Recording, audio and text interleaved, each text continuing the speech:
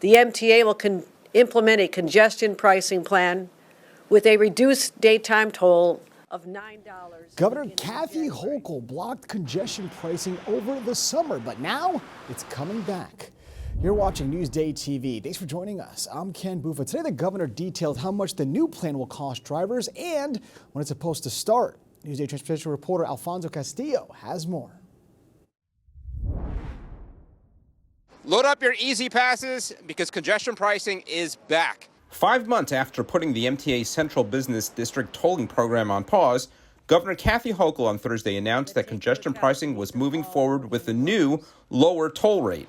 Instead of charging $15 for driving below 60th Street in Manhattan during peak hours, the new tolls will charge $9. I'm proud to announce we have found a path to fund the MTA, reduce congestion, and keep millions of dollars in the pockets of our commuters. The lower toll means it will take longer for the MTA to make the money it needs to fund $15 billion in infrastructure upgrades, and a projected 17% reduction in the number of cars in the toll zone will drop down to around 13%.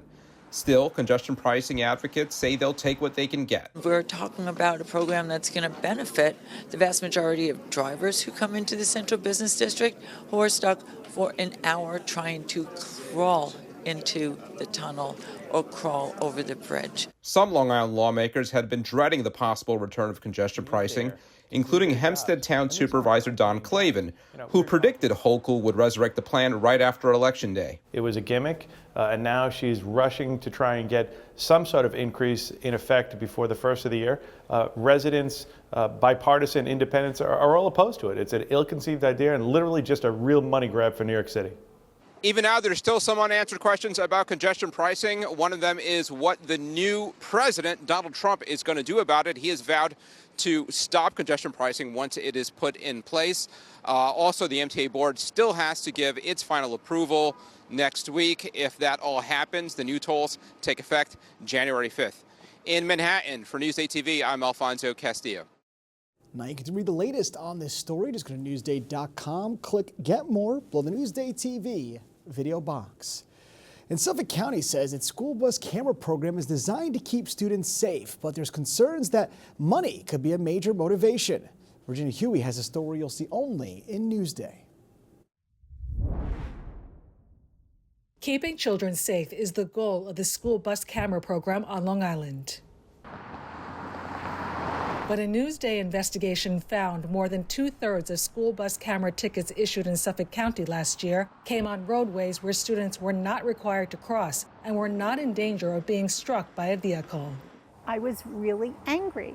Barbara Lorge of Dix Hills is among thousands of Long Islanders who got a $250 fine for passing a school bus stopped on Deer Park Avenue.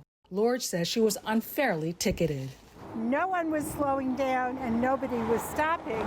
Lorge was driving southbound on Deer Park Avenue when a school bus stopped in the northbound lane. She says vehicles were traveling upwards of 50 miles per hour. Logic is telling you that when you're on a 4-lane road, which could be Sunrise Highway, Vanderbilt Parkway, 347, Jericho Turnpike, you're not stopping in the middle of the street. You're going 50 miles an hour. You can see what Lorge is talking about right here. Newsday's camera captured southbound vehicles blowing past a school bus stopped in the northbound lane with its lights flashing. It's the same spot where Lorge got her ticket. In fact, I know that no one that was on the road next to me, around me, behind me, or close to me was stopping. I assume that we all got tickets. Last year alone, Suffolk sent out more than 100,000 tickets, according to an analysis by Newsday investigative reporter Peyton Guyan. We reached out to all the public school districts in Suffolk County, and they gave us back the roads where the students are not going to be crossing, and it turned out that 70% of the locations where they were issued, students do not cross to get on or off the bus. At $250 a pop, just over 60,000 tickets issued last year on streets that students don't cross are worth $15 million for Suffolk School Bus Camera Program. I think what that's doing is raising questions about, is this really about student safety or is this about driving revenue? With Suffolk County's contract with the company that installed the cameras, Bus Patrol, Suffolk County gets 55% of that, Bus Patrol gets 45% of that. In a statement, Bus Patrol told Newsday, "We are providing Suffolk County with a video of violations as defined by state law. How the county proceeds with that evidence is up to the county." It's illogical to have a law that says you're going 50. There are no kids in front of you. There's no possibility of anyone being in front of you. If you don't stop, you're getting a ticket. Suffolk County officials told us that until state law is changed, their hands are tied in terms of issuing tickets on streets where students don't cross. State law requires drivers to stop for school buses picking up or dropping off students, regardless of which side of the street drivers are on or if there's a median separating them from the bus. Some lawmakers and bus safety advocates are working on amending the law to eliminate some of the violations for drivers opposite a school bus on a major road. Protect children tantamount to anything else, but also protect drivers from ridiculous tickets that are illogical. For Newsday TV, I'm Virginia Huey. Now, to read more about school bus camera tickets, go to Newsday.com, click Get More, below the Newsday TV video box. And President-elect Donald Trump has just tapped Robert F. Kennedy Jr. to be the new Health and Human Services Secretary. Now, Kennedy is a vocal opponent to vaccinations.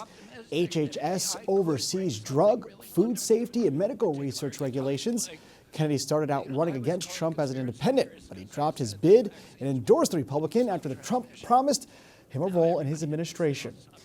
And Long Islanders struggling with mental health and substance abuse issues are getting a new place to get help. CN Guidance and Counseling Services is building a community crisis center in Hicksville. They'll provide counseling and other services 24/7. Right now, if you're in crisis, you have nowhere to go. And sometimes you could wait days, weeks, months to get into treatment. Here, you can bring your loved one in, you can come with your family and get treatment immediately, on demand. Now, the crisis center is expected to open in the spring. To read more about this story, go to Newsday.com, click Get More, below the Newsday TV video box. And a Long Island elementary school has cracked the top 20 in newly released nationwide rankings. Lakeville Elementary in Great Neck came in at 13th in U.S. News and World Report's latest survey. Now, nearly 4,000 schools were judged. The Jericho District had 3 elementary schools in the top 50. They include the Jeffrey Ratner Robert Seaman Elementary, the George A. Jackson School, and Cantiag Elementary. The report also rated middle schools. And to read more about this one, go to Newsday.com, click Get More, below the Newsday TV video box. And only in Newsday, some Long Islanders say climate change is shifting the way outdoor industries do business. Some farmers are altering planting and harvesting schedules, while offshore turbines have commercial fishers changing where they fish. Lobstermen and shellfishers are also shifting work to make up for a lack of scallops and lobsters. Starting to see is, things like in farming, grape growing on Long Island is changing. The bud break season, the plants are breaking bud earlier, and the season starting earlier, a couple of weeks in some cases, sometimes more. And the harvest in some cases is happening 2 weeks or more earlier. Now, experts say climate shift is impacting Long Island electricity, with LIPA customers dealing with more outages from storms. And the utility is taking action. This year, there's a 30-point plan to both beef up the poles and wires to stronger standards.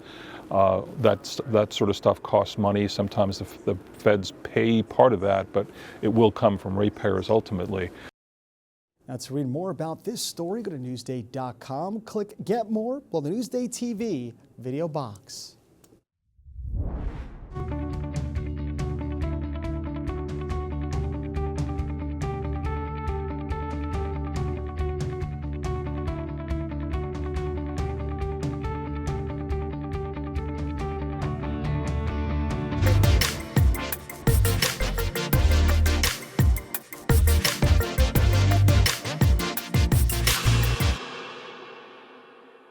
All right, here's what's up on Long Island.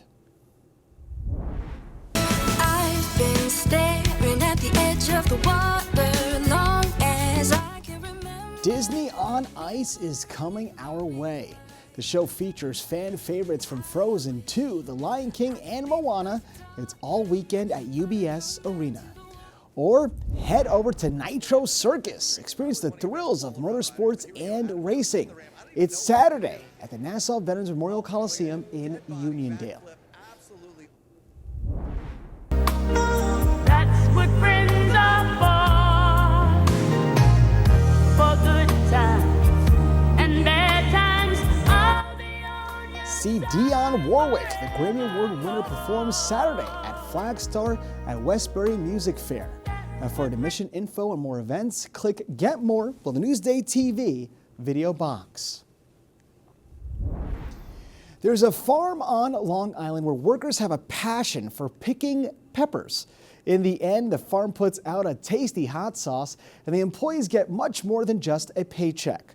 Virginia Huey has a story you'll see only in Newsday.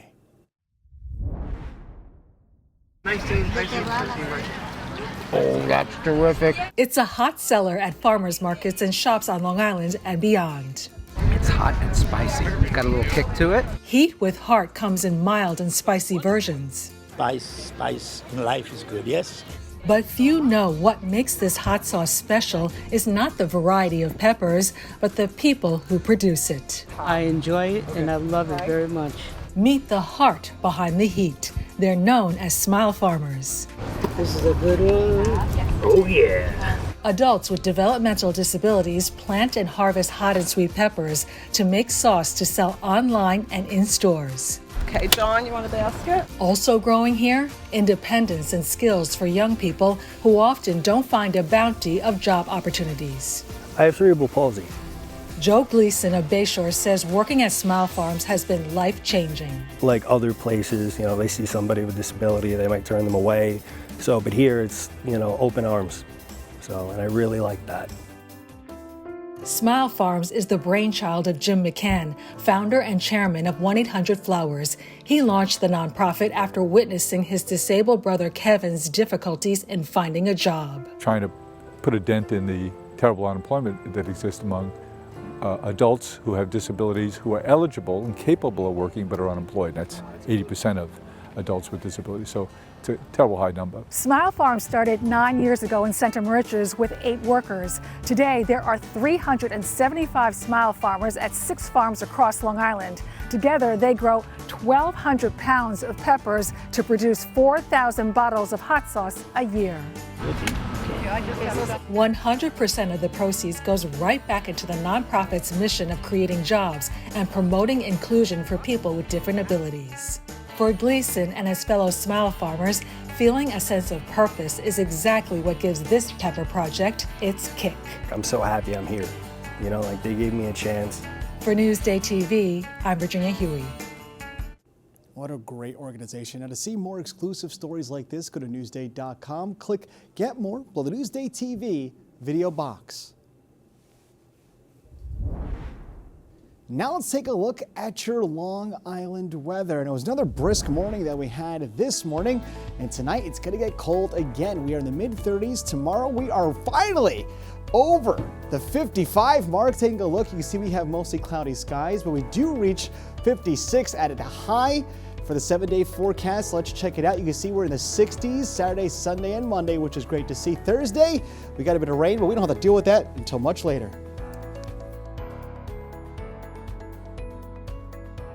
Long Island weather is brought to you by PTRC. You're watching Newsday TV. I'm Ken Buffa. Thank you so much for joining us.